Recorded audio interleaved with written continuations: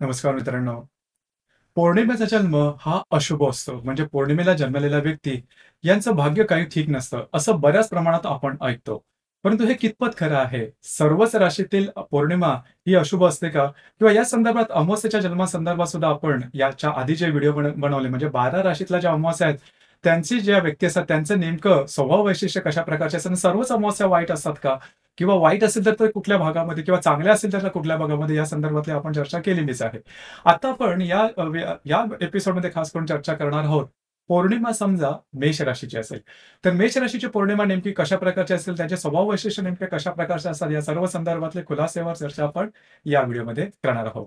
तर सर्वात पहिल्यांदा मेष राशीची पौर्णिमा म्हणजे रवी जो आहे तो मेषेत असणार आहे आणि जो चंद्र आहे तो मेष राशीच्या बरोबर समोरची जी राशी आहे तुळ राशी, या 2 राशीमध्ये रवी आणि जे चंद्र आहेत हे दोन्ही विराजमान असणार आहेत. लक्षात घ्या, इथे एक गोष्ट लक्षात घ्या, की समोरासमोर ग्रह येणार आहेत. जसं आपण कुस्तीच्या स्पर्धेमध्ये बघतो, की 2 जे मल्ल असतात ते समोरासमोर आले, की ते एकमेकांना भेटतात आणि स्वतःची जी ताकद असते ती संपूर्णपणे पणाला लावतात. इथे ज्योतिषशास्त्रामध्ये रवी आणि जे चंद्र आहेत हे दोन्ही ग्रह अतिशय महत्त्वपूर्ण ग्रह आहेत. म्हणजे रवी जो आहे तो महत्वाकांक्षी आहे. तुमच्या शारीरतेच्या संदर्भात विचार करा, तुमचा कॉन्फिडन्स, एनर्जी लेव्हल जे आहे ते रवीकडून घेतली जाते. त्याच मान-सन्मान, महत्वाकांक्षा या सर्व ज्या पुरुषार्थदायी ज्या गोष्टी असतात त्या रवीकडून पाहिल्या जातात. चंद्र दुसऱ्या भागाने पाहायला गेलं तर चंद्र जो आहे हा मातेचा कारक आहे. त्याचप्रमाणे चंद्र जो आहे तुमच्या मनातले जे इमोशन्स आहे, तुमच्या मनातली जे प्रेमळपणा आहे, भाबडेपणा आहे, त्याचा जो कारक आहे जो चंद्र आहे. चंद्र हे तुमच्या शरीरातली जलतत्वाचं पोषण आहे किंवा जलतत्व असं मानलं जातं. आता हे जे 2 तत्व आहेत, ही विरुद्ध तत्वाची स्त्री किंवा पुरुष अशाही भागात तुम्ही यांना पाहू शकता.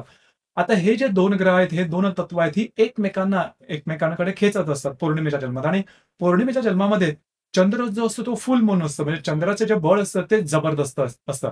तिथे मेषेचा जो रवी असतो तो सुद्धा उच्चचा असतो आणि मग दोघं जे ग्रह आहेत, ते दोन्ही ग्रहांची जी ताकद असते, ही एकमेकांना खेचत असते. त्यामुळे या जन्माच्या ज्या व्यक्ती असतात, म्हणजे ज्यांचा जन्म मेषच्या पौर्णिमेचा असतो, त्यांच्यामध्ये ऊर्जा जी असते ती जबरदस्त असते. ऊर्जा ती त्यांच्या ओसंडून वाहत असते आणि कुठलंही काम करायचं असेल, ते झटपट काम करतील, पटापट काम करतील, पूर्ण शक्तिनिशी काम करतील. त्यांच्याकडे डेडिकेशन असते, ही जबरदस्त असते आणि कार्य करण्याची जी भावना असते ती बिनधास्त असते आणि यांची जी निर्णय क्षमता असते, खास करून ती उत्तम दिसून येते.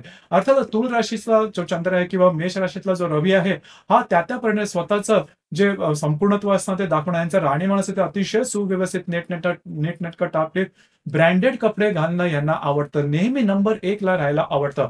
जे काही करतील ते सर्वोत्तम करतील. जे काय ते बेस्ट त्यांना हवं असतं आणि ते करण्यासाठी डेडिकेशन जी असते ती जबरदस्त दिसून येते. महत्वाकांक्षा सुद्धा यांच्यामध्ये जबरदस्त दिसून येते.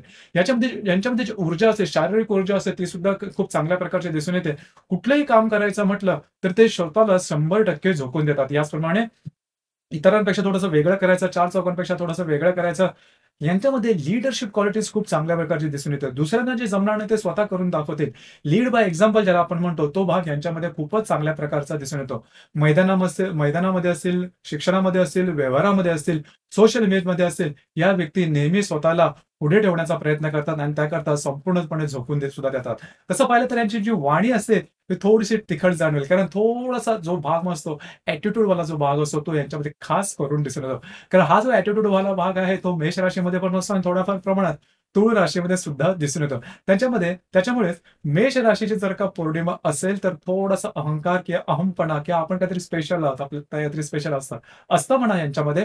त्याच्यामुळे हा भाग थोडा दिसून येतो. याचप्रमाणे यांना फॅशनची सुद्धा खूप चांगल्या प्रकारची माहिती असते. म्हणजे कुठले कपडे घालायचे, कशाप्रकारे घालायचे आणि कशाप्रकारे स्वतःला समोरच्या समोर प्रेझेंट करायचं, हे गुण यांच्यामध्ये खूप चांगल्या प्रकारचे दिसून येतात. माचो मॅन क्वालिटीज ज्याला आपण म्हणतो.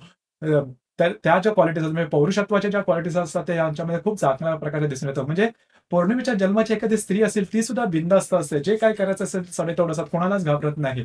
हा जो भाग असतो तो खूप चांगल्या प्रकारचा दिसून येतो आणि खास करून ते त्यांच्या करिअरमध्ये खूप मोठ्या प्रमाणात पुढे जातात आणि काहीतरी थोडंसं वेगळं करतात. कारण लीडरशिप क्वालिटी सुद्धा असते. यांच्यामध्ये कार्य करण्याची जी धमक असते ती सुद्धा खूप चांगली असते.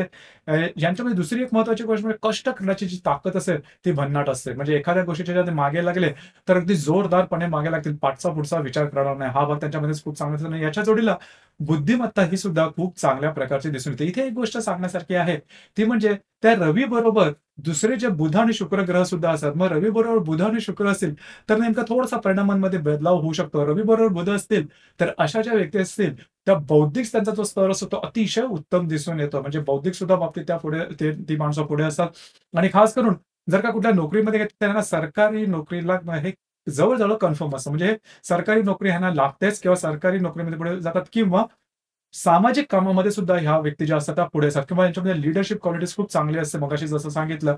याचबरोबर शुक्र असेल, तर मात्र थोड्याफार प्रमाणात यांच्यामध्ये जे मगाशी मी सांगितलं, त्याच्यामध्ये थोडासा बदलाव दिसून येतो. मग ह्या ज्या व्यक्ती असतील, या कलेकडे ह्यांचा थोडासा ओढा असतो. पण कलेच्या क्षेत्रामध्ये खूप मोठी उंची गाठू शकतात किंवा एखादी कुठली ना कुठली तरी कला यांच्यामध्ये दिसून येते. मात्र मोठ्या प्रमाणात सांगायचं झालं तर मेष राशीची जर का पौर्णिमा असेल, तर त्यांच्यामध्ये उत्साह, जबरदस्त आत्मविश्वास आणि काम करण्याची जी धमक आहे, एकाग्रता आहे, डेडिकेशन जे आहे, समर्पणाची जी भावना असते आणि गोल ओरिएंटेशन अतिशय चांगल्या प्रकारे दिसून येतं. जे गोष्टी इतरांना होणार नाहीत, त्या स्वतः करून दाखवतील. मुसंडी मारतात म्हणजे एखादी गोष्ट करायची, तर ते पाठचा पुढचा विचार करत नाहीत. आणि सगळ्यात दुसरी महत्त्वाची गोष्ट म्हणजे पौर्णिमा, खास करून मेष राशीची पौर्णिमा असेल, तर प्रेम होण्याची किंवा प्रेम विवाह होण्याची शक्यता जवळ-जवळ जास्त असते. म्हणजे धरून चाललं की यांचा प्रेम विवाह होतोच. ही गोष्ट यांच्यामध्ये खूप स्पेशल असते. दुसरी महत्त्वाची गोष्ट म्हणजे थोडंसं लागणं, कापणं, खरचटणं अशा प्रकारचे काही त्रास दिसून येतात. त्याच्यावर थोडंसं लक्ष देणं गरजेचं राहील. याचप्रमाणे जर का पौर्णिमा असेल, तर पौर्णिमेचा जन्म असेल, मेष राशीच्या पौर्णिमेचा जन्म असेल, तर पित्त प्रकृती याची असते. पित्त प्रकृतीच्या संदर्भातले त्रास, उष्णतेच्या संदर्भातले त्रास किंवा स्किन एलर्जी, डोकं दुखणं, डोक्याला काहीतरी मार लागणं, अशा प्रकारचे सुद्धा काही अनुभव दिसून येतात. परंतु या ज्या व्यक्ती असतात स्वतःच्या करिअरच्या बाबतीत पुढे जाणार असतात, समजा कुठल्या महिलेची कुंडली समजा पौर्णिमेच्या मेष राशीची असेल, तर ती घरात काम करण्यापेक्षा घरातल्या बाहेर आपलं कर्तृत्व गाजवेल. म्हणजे त्यांच्याकडे एखादं तुम्ही काम दिलत किंवा खास करून बिझनेसच्या संदर्भात कुठली जबाबदारी दिली, तर जबाबदारी घेणं, जबाबदारी पूर्ण करून दाखवणं, टार्गेट अचीव्ह करणं, याबाबत जबरदस्त ॲक्टिव्ह असतात. ह्या ज्या स्त्रिया असतात कधीच शांत, स्थिर बसणार नाहीत. नेहमी कुठलं ना कुठलं तरी काम करून दाखवतील. त्यांच्या वागण्या बोलण्यात जो एक जबरदस्त आत्मविश्वास असतो, तो तुम्हाला खरोखरच तोंडात बोट घालायला लावेल. तो हा जो प्रकार आहे तो मेष राशीच्या पौर्णिमेमध्ये दिसून येतो. जर का तुम्ही त्यांना व्यवस्थितपणे समजून घेतलात, तर ह्या ज्या व्यक्ती आहेत, या व्यक्ती जीवनामध्ये खूपच पुढे जाऊ शकतात. तर मित्रांनो, हे होतं पौर्णिमेचा जर का जन्म असेल, तर आणखीन एक गोष्ट थोडीशी ॲड करावी लागते ॲड करावीशी वाटते, की पौर्णिमेचा जन्म असेल, तर यांच्यावर राहू-केतूची जी भ्रमण असतात, ती खूपच त्रासदायक जातात. जसं की आता सध्या राहू-केतूचं भ्रमण हे कन्या आणि मीन राशीमधून चाललेलं आहे. तर म्हणजे मेष आणि तुळ राशीमधून जेव्हा राहू-केतूचं भ्रमण होतं, त्यावेळेस ही जी भ्रमणं असतात, ती त्यांना वाईट जातात किंवा ग्रहण कालावधी अतिशय त्रासदायक जातो. याचप्रमाणे जर का पौर्णिमेची जर पौर्णिमा मेषेची असेल, तर जी 7.5चा जो कालावधी असतो, तो सुद्धा खूपच त्रासदायक त्यांना जातो. तर मित्रांनो, हे होतं मेष राशीची जी पौर्णिमा असेल, त्या व्यक्तीचं संपूर्ण व्यक्तिमत्व नेमकं कशा प्रकारचं असतं, या संदर्भातली चर्चा. धन्यवाद.